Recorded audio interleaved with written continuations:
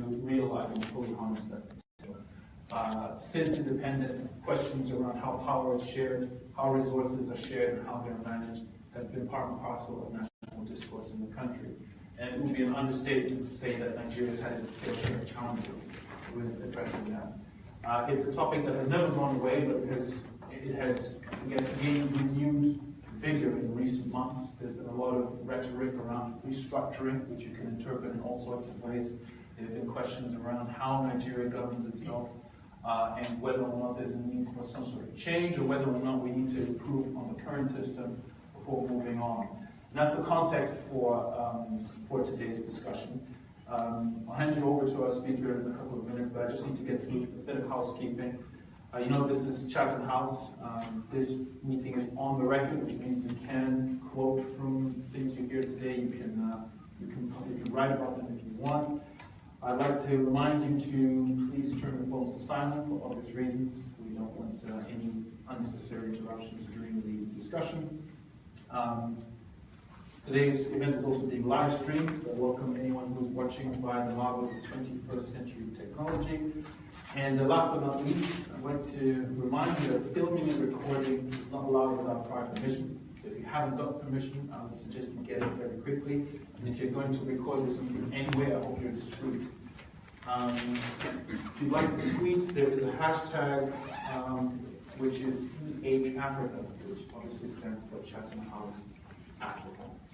I think that's it by way of housekeeping. Now, the session, we have about 60 minutes. The session will be in two parts.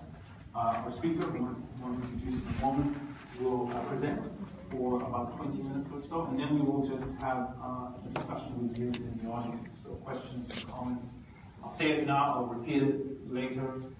Please keep your questions and comments brief.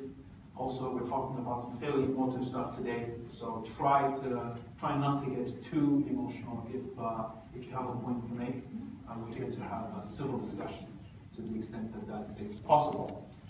Anyway, we're very fortunate to be joined by Chief John NWODO today, who is President General of the Igbo Socio-Cultural Organization, Ohaneze Igbo.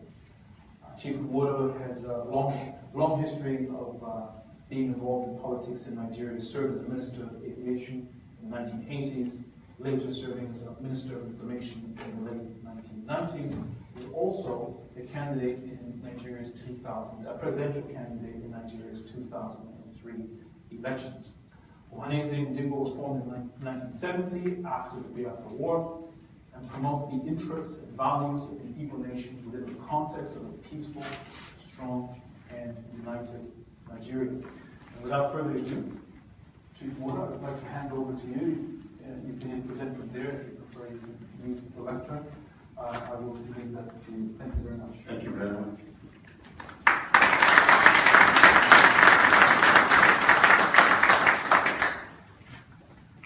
Mr. Chairman, Your Eminence, the OBO of Nature, distinguished guests, ladies and gentlemen, let me begin by extending my deep sense of gratitude to the Royal Institute of International Affairs for inviting me to participate in this current series of discussions on Next Generation Nigeria, Accountability and National Cohesion. The involvement of this reputable British institute in discussing and proffering suggestions for extant Nigeria's problems is not only commendable, but I believe most relieving for the British establishment, who must understandably feel a deep sense of vicarious responsibility for putting together a country confronted with such a grim future as my country. Nigeria became a united British colony by the amalgamation of its northern and southern protectorates in 1914. In 1960, it attained independence, fashioned the federal constitution, which had 3 and subsequently 4 regions as its federating units. The pre-1960 and the 1963 constitutions of Nigeria were fashioned by the people of Nigeria as represented by the leaders of their ethnic nationalities. The coup of January 1966 and the counter-coup of the same year, occasioned by ethnic tensions and disagreements within the military, led our country to disastrous consequences. Our first Prime Minister, Right Honorable Tafawa Balewa, and the then Premier of Northern Nigeria, Saramadu Bello, as well as the then Minister of Finance, Chief Festus Okotiebo, were murdered. May their souls rest in peace. A massive program was unleashed on Southeasterners living in Northern Nigeria, in which many died. A sitting head of states from Southeast, Major General Agui Ironsi, and the governor from Southwest, Colonel Adekunle Fajri, were murdered. May their souls to rest in peace. The military suspended our 1963 Constitution and adopted a unitary system of government to fit their command and control structures. Opposition to this move by Southern Nigeria led to constitutional talks in Aburi, Ghana. The agreements reached in Aburi were jettisoned. War broke out and claimed more than 3.5 million lives, mostly from the southeast of Nigeria. After the war, the military authored 2 more constitutions, one in 1979 and the other in 1998-99. The 2 constitutions finally were approved by a Supreme Military Council. Under military rule, this organ was the highest legislative organ for our country. It was made up of senior military officers, a majority of whom were from Northern Nigeria. The last constitution of 1998-99, which the military approved, was the legal instrument that governed Nigeria's transition to democracy. It is still in use in Nigeria today. It was not subjected to a national referendum. It created 19 states out of old Northern Nigeria, 6 states out of old Western region, 2 states out of old Midwestern region, and 9 states out of old Eastern region. An agreement by a constitutional conference convened by former head of state General Sani Abacha divided Nigeria into 6 geopolitical zones. This agreement was never incorporated into a legislation, even though it continues to be adopted for administrative purposes by government and political parties. The creation of states and local governments in these 6 geographical areas did not respect any known parameter. Our present constitution is not untouched on us. In other words, it did not originate from the people. It was not written by the people of Nigeria. It was not approved in a national referendum. In jurisprudence, its effectiveness will score a very low grade on account of its unacceptability. Regrettably, it continues to hold sway and begins with a false proclamation, "We the people of Nigeria." Our present constitution was written at a time of unprecedented increase in national revenue, following massive discovery of oil in Nigeria and its global reliance as a source of fuel for mechanical engines. It has as its centerpiece the distribution of national revenue and national offices, using states and local governments as units for this division. It constructed a federation in name, but a unitary government in practice, following the pattern enunciated in 1966 from the inception of military administration in Nigeria. Competition and drive for production by the federating units was destroyed by this constitution. Each state and local government waited every month for proceeds from oil-generated revenue to be divided up to them. The federal government became enormously powerful, taking over mining rights, construction of interstate highways, major educational establishments, railway and water transportation, power, and several infrastructural responsibilities previously undertaken by the regions.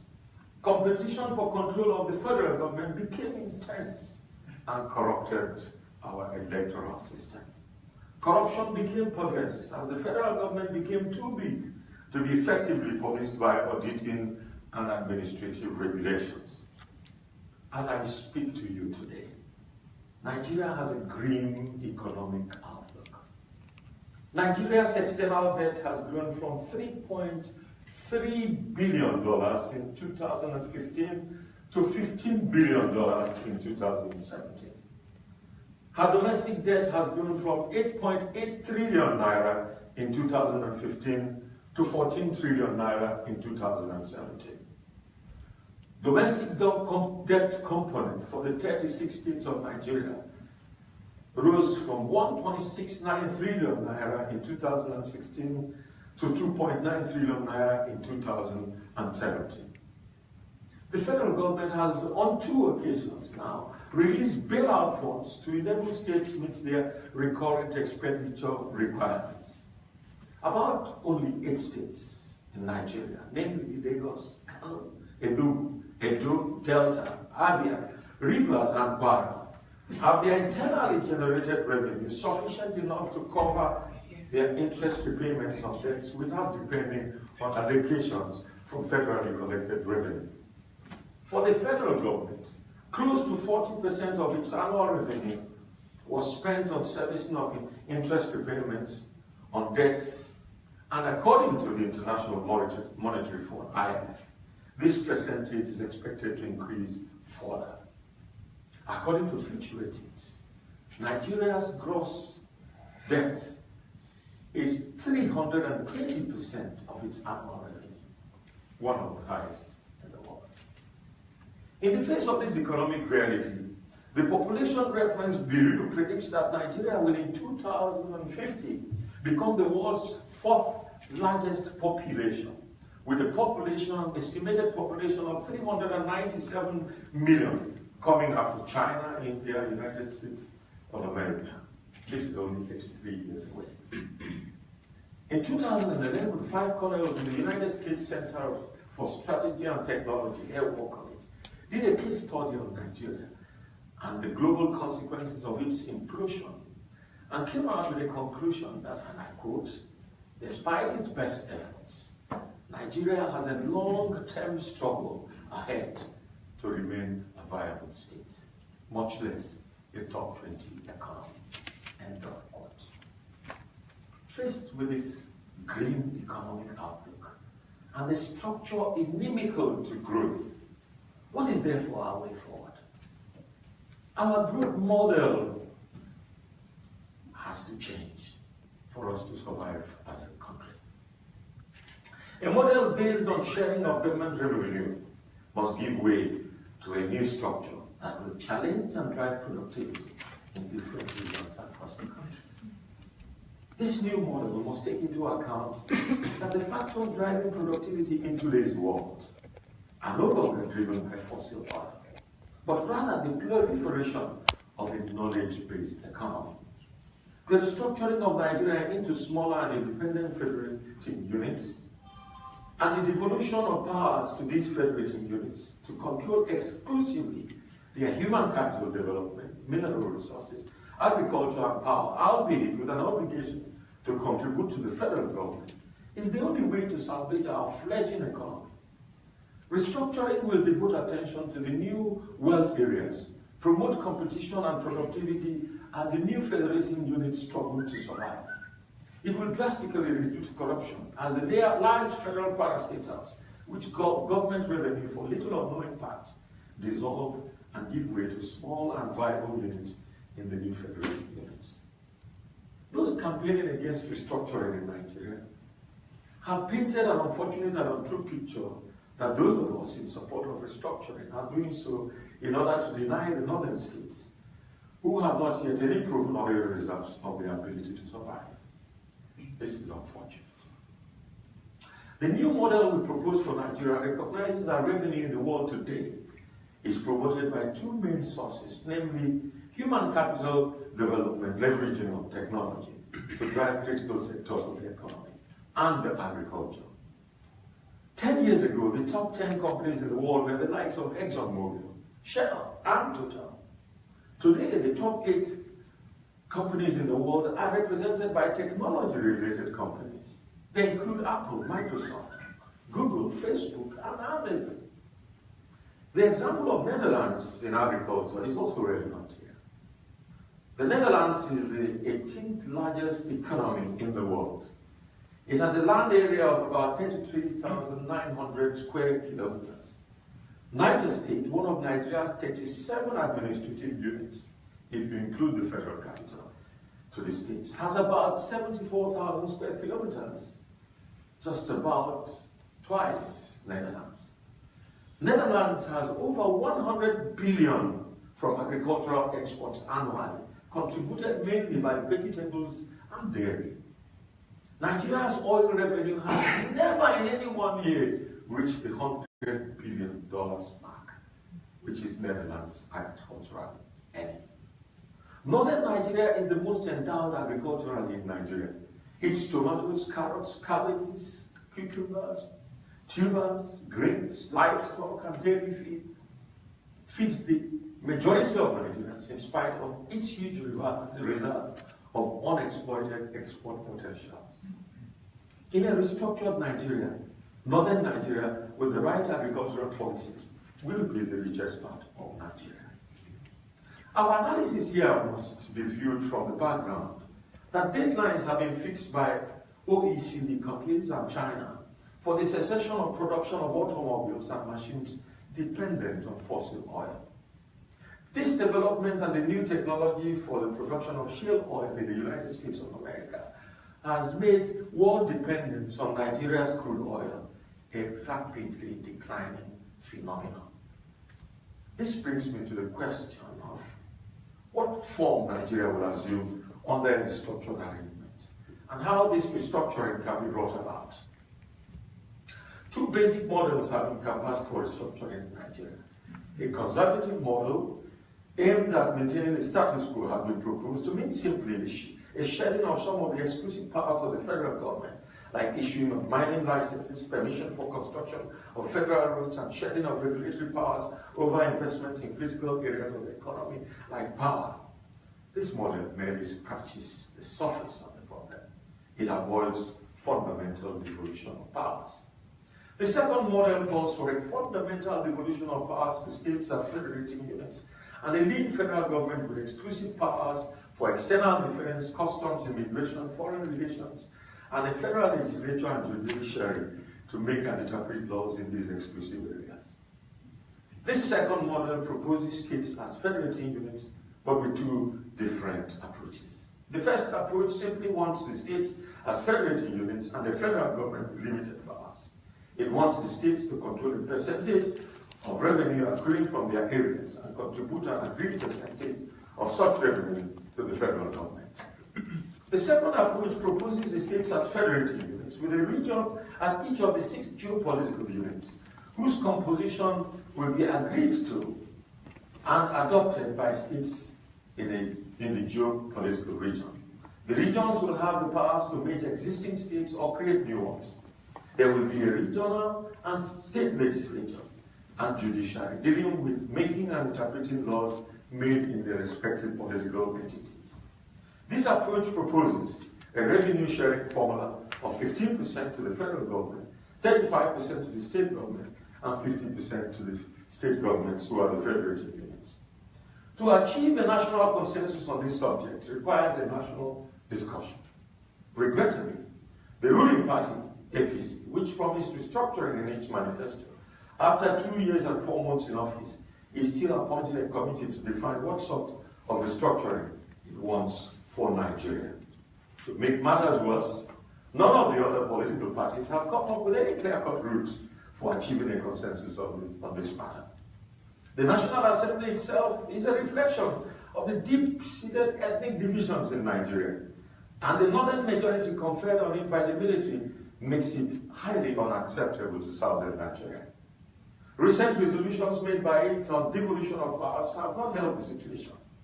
Happily, the Senate President has promised a revisit to the subject matter. In the recent past, self-determination groups have sprung up in Nigeria.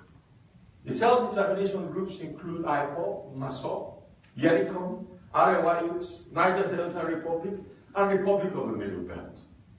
Of all these groups, IPOB and Boko Haram have been designated as terrorist organizations by the federal government. This development in relation to IPOB is unfortunate. Boko Haram is an armed organization which has attacked and occupied Nigerian territory hoisted its flag and appointed local authority governments. It has abducted and abused Nigerian women, kidnapped and imprisoned many, and killed over 200,000 people. It is still involved in guerrilla warfare against Nigeria, yet the federal government is negotiating with them. No member of Boko Haram captured by the military is on the trial in Nigeria. Members of this federal government are on record for condemning previous federal government for brutal murder of Boko Haram members and condemning the retired chief of army staff for zealous prosecution of the anti-terror law. Members of the sect who confess to a change of mind have been received along with their abducted female partners in the presidency and rehabilitated. The declaration of IPOB as a terrorist organization is, in my view, horrid, unfair, and not in conformity with the intent of the law. Whereas I am not completely in agreement with some of the methods of IPOB, like its inappropriate and divisive broadcast, the uncontested evidence given by the Attorney General of the Federation in an interlocutory action, claiming that IPOB attempted or actually snatched guns from law enforcement agents are, if proven, merely criminal offenses. They do not constitute enough evidence to meet international law definitions of a terrorist organization. Happily, the United States Embassy in Nigeria only 3 days ago shared this conclusion of mine and asserted that the United States government does not recognize IPOB as a terrorist organization. This same unarmed IPOB that is being stigmatized by the Nigerian government had its members murdered in Asaba, Nkpo, Aba, and Port Harcourt simply for having public demonstrations without the federal government ordering a judicial inquiry. Instead, after I called for one, and Amnesty International provided evidence that 150 of them were killed, the Chief of Army Staff set up an inquiry composed of serving and retired Army officers, thus abandoning the rules of natural justice, which prescribes that you cannot be a judge in your own court. The Igbos in Nigeria feel the treatment of IPOB as unfair, discriminatory, and overhanded. They see the move as an attempt to encourage the profiling of Igbos in the international security arena. We know of other self-determination groups in Nigeria that are armed and have destroyed government and private sector installations and wells that government prefers to negotiate with rather than label them as terrorist organizations. Fulani herdsmen, otherwise called Fulani militants, have ravaged farms in the Middle Belt, in the suburbs of Nigeria, and southeastern Nigeria, killing several farmers in the process. In January 2016, they killed 500 farmers and their families in Akatu in Benue State. In Enugu State, they murdered more than 100 farmers in Ukwabi Nimbo in April 2016. Photographs depicting them with automatic rifles swept the entire world media, yet not one of them is facing criminal charges. Nor is Operation Python Dance being conducted in the areas where they ravage and kill. And the federal government describes them as criminals and not a terrorist organization, notwithstanding their classification by the Global Terrorist Index as the first deadliest terrorist group in the world.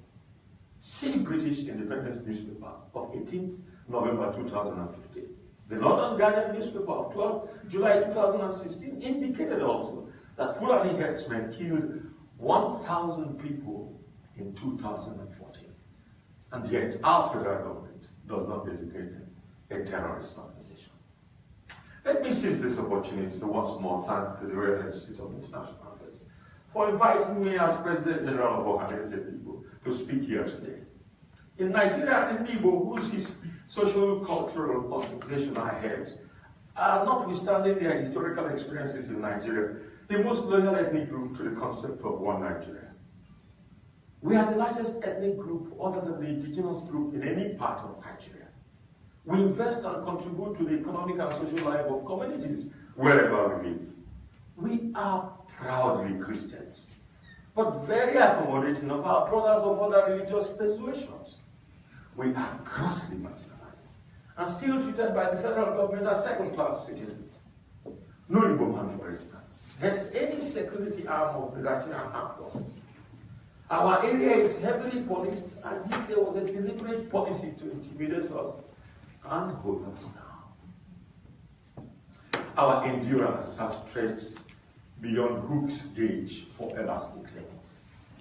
The deployment of the Nigerian army under the guise of Operation Python Dance to the southeast was unconstitutional under Section 271 of the 1999 Constitution.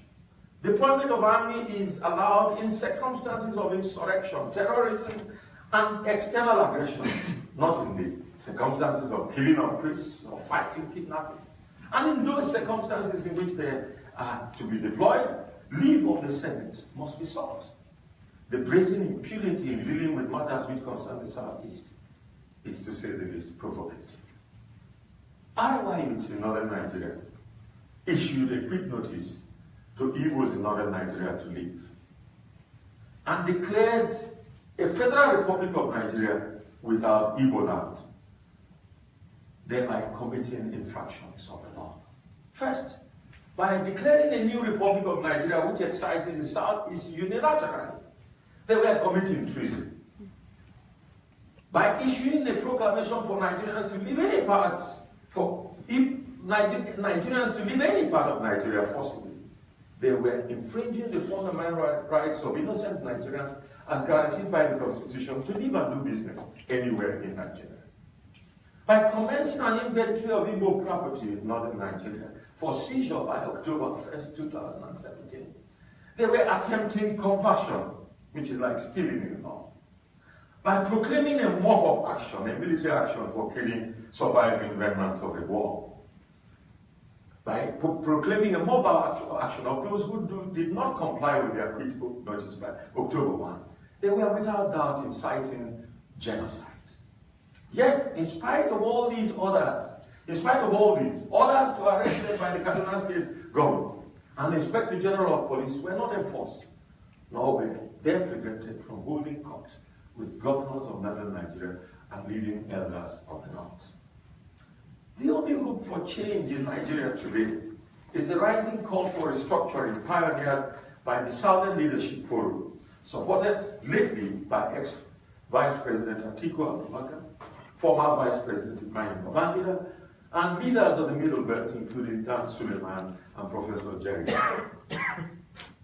Our expectation now is that, now that our president is fully recovered and back to work, he will address the situation by constituting a nationwide conversation on all ethnic nationalities to look into the 2014 National Conference report and the trending views on this subject matter, so as to come up with a consensus proposal that the national and state assemblies will be persuaded to adopt.